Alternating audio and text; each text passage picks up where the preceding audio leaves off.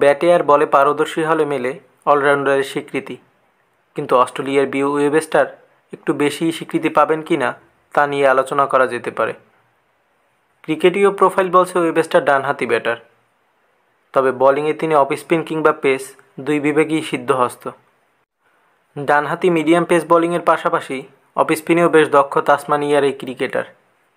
আর তিনি ঠিক কতটা দক্ষ তার প্রমাণ দেখা গেল গলে শ্রীলঙ্কার বিপক্ষে টেস্টে। অফ স্পিনের ভেলকিতেই কাল পেয়েছেন টেস্ট ক্যারিয়ারের দ্বিতীয় উইকেট।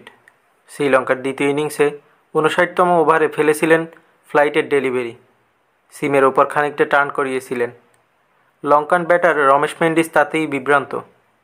সামনের পায়ে ডিফেন্স করতে চেয়েছিলেন, তবে বল কানায় লেগে চলে যায় শর্ট লেগে থাকা ট্রেভিস হেডের হাতে। ক্যারিয়ারের তৃতীয় টেস্টে এসে দ্বিতীয় উইকেট পেলেন ওয়েবস্টার।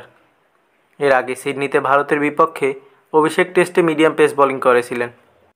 সেবারে পেয়েছেন শুভমান গিলের উইকেট, আর গলের পিছে কন্ডিশন কাজে লাগিয়ে হয়েছেন স্পিনার, পেয়েছেন উইকেটের দেখা। অবশ্য দিনের সবচেয়ে বড় তারকা ওয়েবস্টার নন।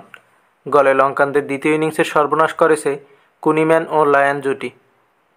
ম্যাথিউ কুনিম্যান পেয়েছেন 4 উইকেট আর নাথান লায়নের শিকার 3 উইকেট। দুজনে এমন বোলিংয়ের চাপে দ্বিতীয় ইনিংসে 8 উইকেট হারিয়ে 211 রান স্কোরবোর্ডে তুলেছে শ্রীলঙ্কা, পেয়েছে 54 রানের লিড।